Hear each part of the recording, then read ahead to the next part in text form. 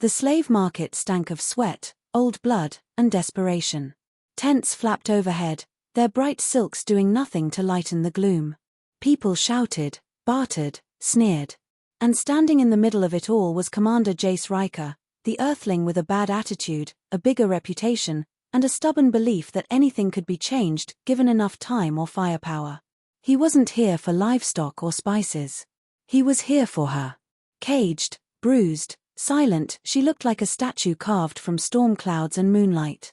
Her name was Jara, one of the legendary warrior Amazons of Threx Prime. The last of her unit, captured in the siege of Draxos. A creature of war, born to fight and bred to kill. Her eyes, gold and burning, locked with his across the crowd. She didn't flinch. He didn't look away. The auctioneer was calling out numbers in 3 languages. A fat slug merchant from Keller bid first. Then a thin, twitchy Zorvani noble. Then silence. The crowd turned when Jace raised his hand. The price he offered. Enough to buy a warship. Gasps rippled through the market.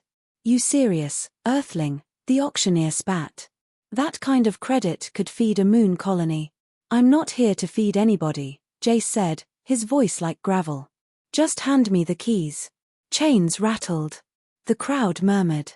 Jara was hauled forward by 2 cyberhounds, their mechanical jaws inches from her legs.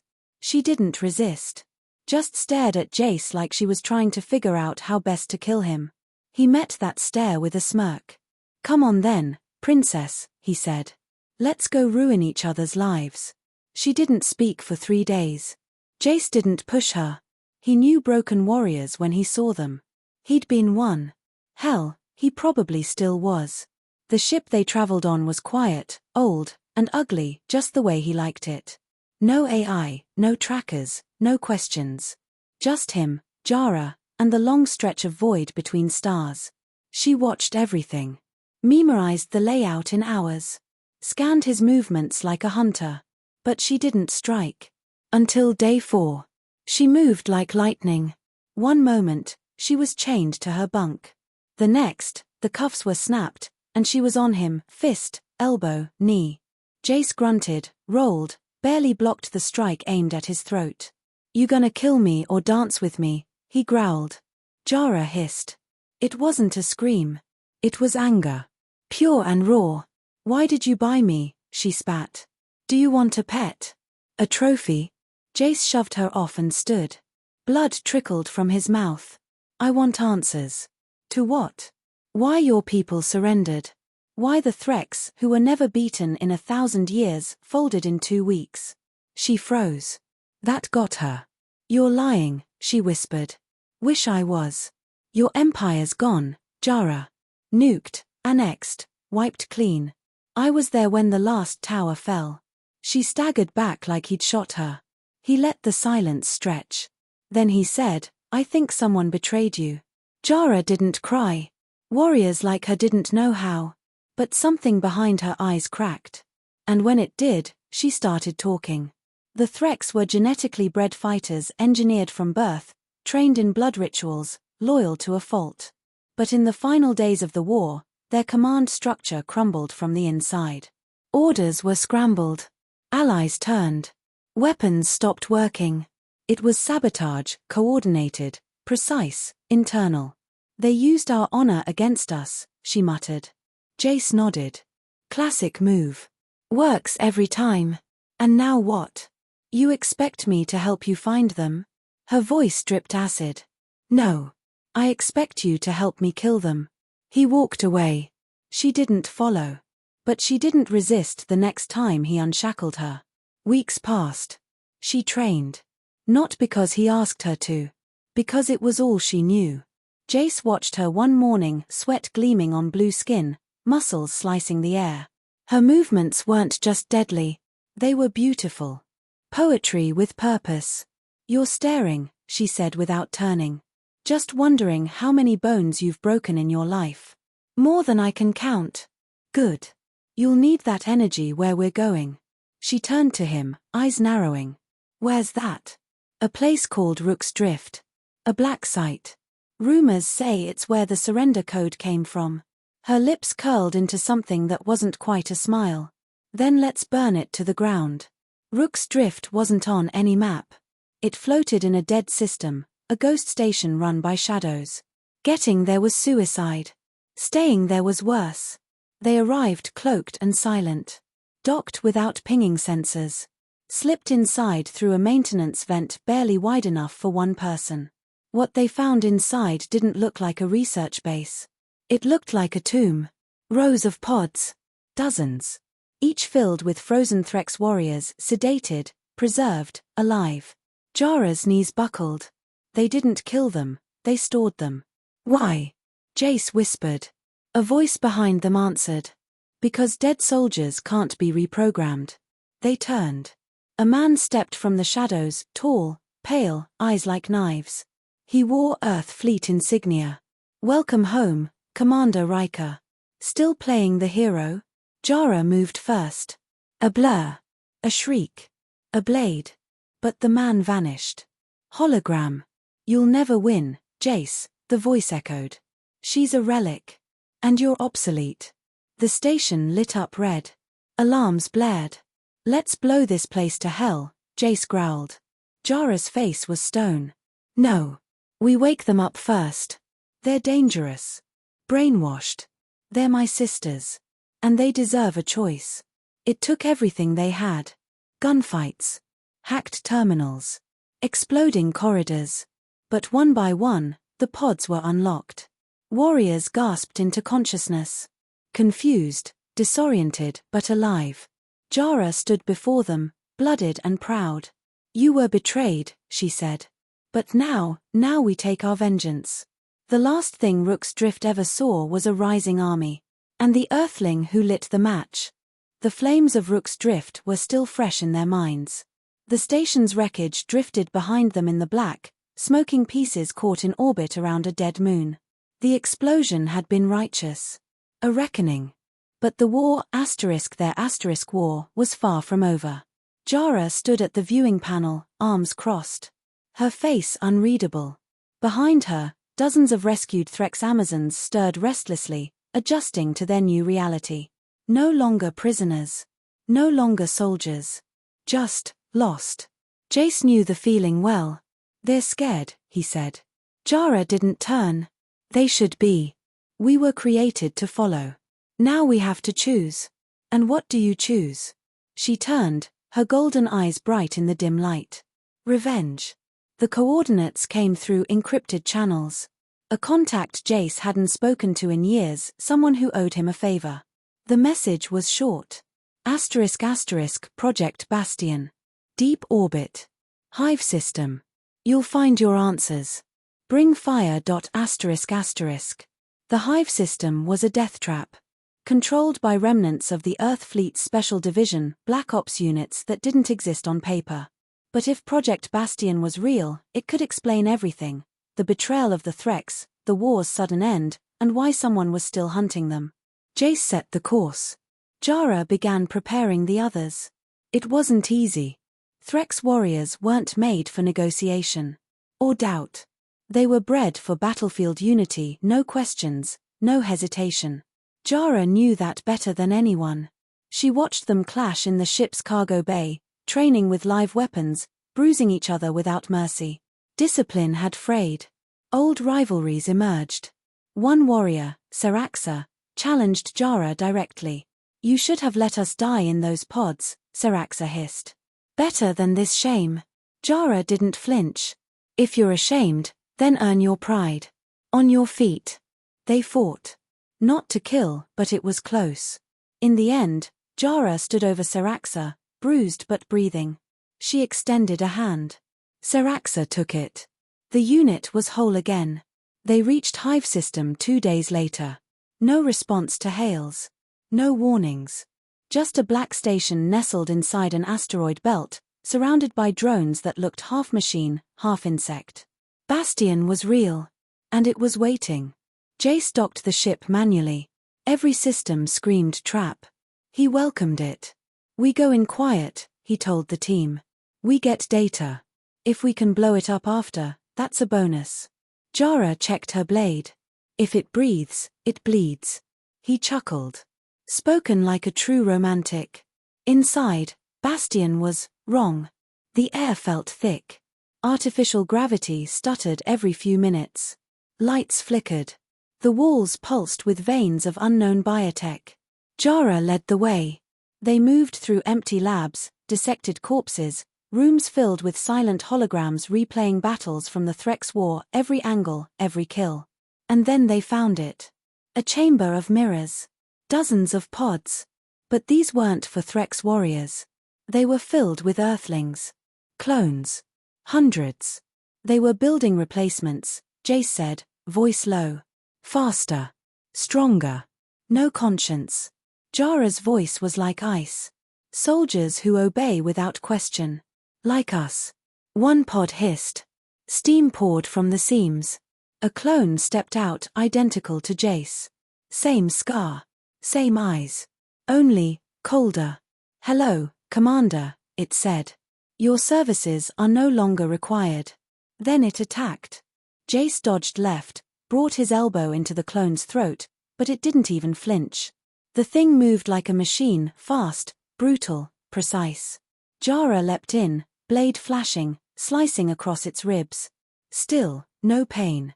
The clone countered, knocking her into the wall with bone-shattering force. Fall back. Jace roared.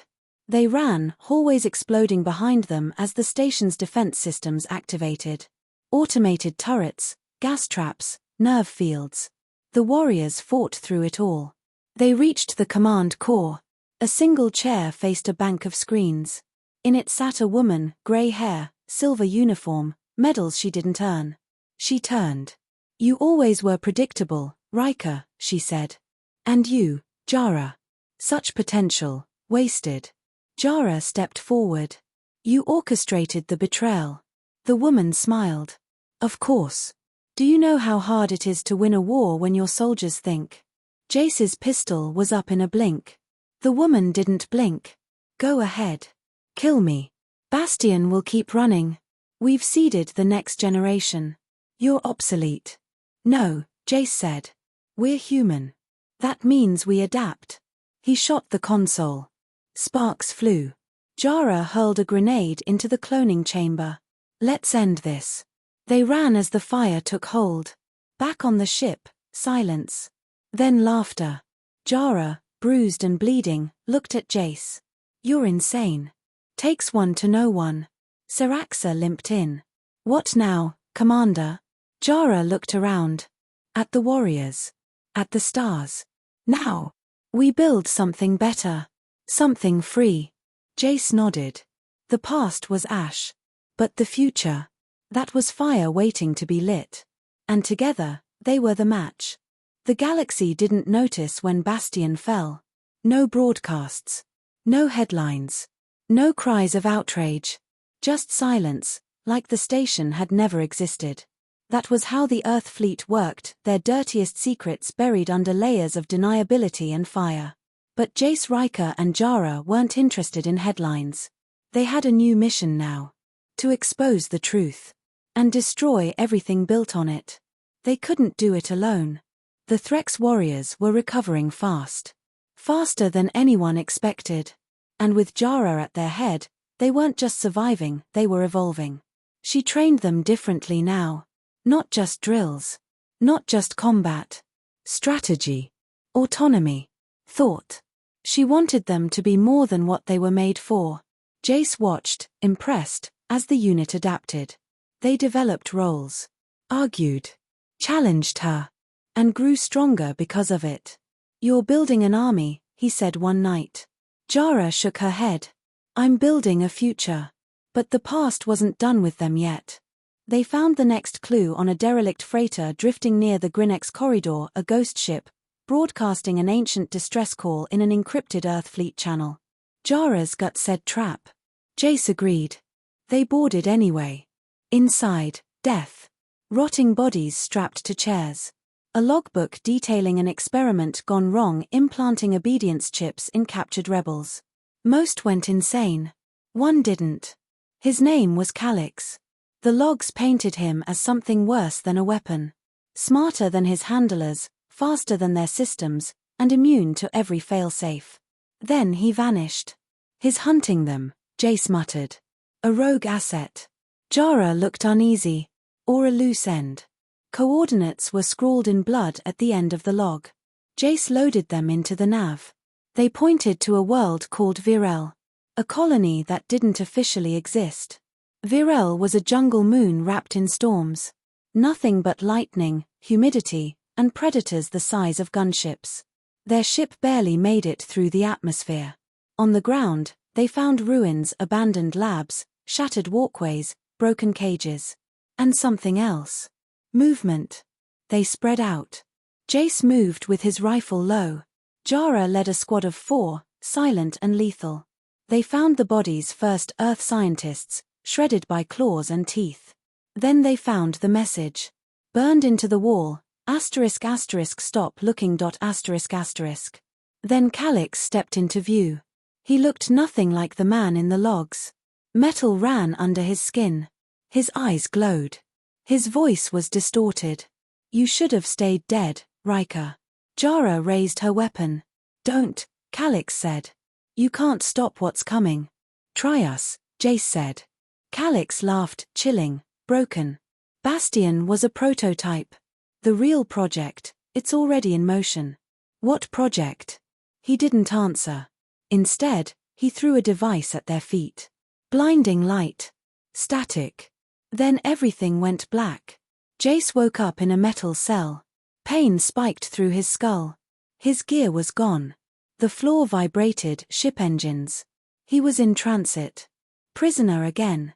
Across the cell, Jara lay unconscious, blood on her lip. Before he could reach her, a screen flickered on. A face appeared. The same woman from Bastion. "Did you think this was over?" she said. "Getting sloppy," Jace growled. "Didn't think you'd resort to kidnapping. This isn't about you, Riker. It never was. We needed her." The screen flickered to Jara. "She's the key. The bridge between human and Threx.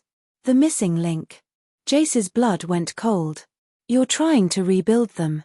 "Not rebuild," she said. "Perfect." Then the screen went black. Jara stirred, groaned, looked up. "Where are we?" Jace clenched his fists. Back in the machine. They weren't alone. Other prisoners filled the cells.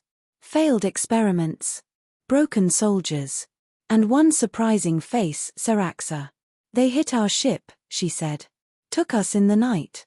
I killed 3 before they sedated me." "You always were difficult," Jara said with a grin. They needed a plan. Jace studied the guards, the patterns, the vents. Jara spoke to the prisoners, rallied them. They waited. Then they struck. It was chaos. Fists. Blades. Gunfire. They fought through labs filled with prototypes, twisted versions of Threx warriors with artificial minds and chemical hearts. Each one stronger than the last. They made it to the core. Found the woman again. She wasn't afraid. "This isn't the end," she said. "You're right," Jara said. And snapped her neck. They escaped with a stolen ship. Barely. Jara collapsed in the med bay. Her blood ran darker than before. Something had changed. Jace sat beside her. "What did they do to you?" Her voice was a whisper. "They tried to rewrite me. But I'm still me. I think." He took her hand. "Then we fight. Until there's nothing left to take." Outside the window, the stars burned. The war wasn't over. But for the first time, they had hope. Jara stood under alien skies, breathing free air for the first time in weeks. The war was finally over. Not because the enemy had surrendered. Not because the Earth fleet's black projects were all destroyed. But because they had found the truth.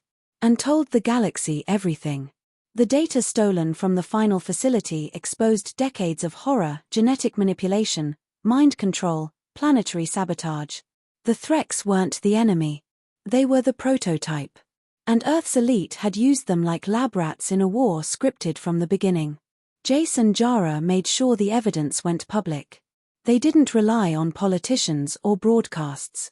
They sent it directly to the people, pirate networks, rebel enclaves, neutral systems. Within hours, riots erupted. Colonies seceded. Warships mutinied. The Earth fleet fractured. Justice didn't come swiftly, but it came. The galaxy teetered on the edge of chaos. And in the middle of it all, Jara chose peace. We could burn the rest of them down, Saraxa had said. We've got enough warriors. Enough anger. Jara had nodded. But not enough purpose. We weren't made to rule. We were made to serve. That ends with us. Instead, she built something new. A haven. On the ruins of a dead world, she and the freed Threx carved out a place called Virella *, named for the jungle moon where the truth had nearly been lost. No armies. No hierarchy. Just survivors, warriors, thinkers, learning to live as people. For the first time. Jace stayed. He didn't plan to. Told himself he'd leave once she was safe. But safety wasn't the point anymore. He taught mechanics. Navigation. Stories of old Earth that made the young Threx laugh. He built things. Fixed things. And day by day, he healed. So did she.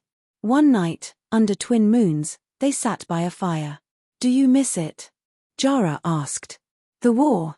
Jace poked the flames with a stick. Sometimes. Not the killing. Just knowing who the enemy was. And now I think the enemy's anything that tells you you can't be more than what you were made to be. She nodded slowly. They tried to make us into weapons. We turned ourselves into people. He looked at her. Hell of a thing, huh? She smiled, small, real. Yeah. Hell of a thing. Years passed. The galaxy changed. Empires fell. New ones rose.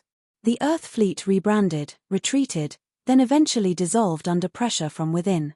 The truth could only be buried so long before it boiled over. Some worlds remembered the name Jara. Some feared it. Others built statues. She ignored them all. Her life was here, among her people, with her own hands shaping something better. Jace grew older. Grayer. But never left. And when his time came, he didn't fear it. Jara sat beside him in the garden they'd planted together. Flowers from 20 systems bloomed around them. You did good, he said, voice rasping. So did you. You think we made a difference? She looked at the horizon, where Threx children played beside human ones. Yeah, she said. I think we changed everything. He smiled. Then closed his eyes. And left the galaxy a better place than he found it. Jara buried him under a tree that smelled like home. She didn't cry. She didn't have to. His story was part of hers now. And hers wasn't over.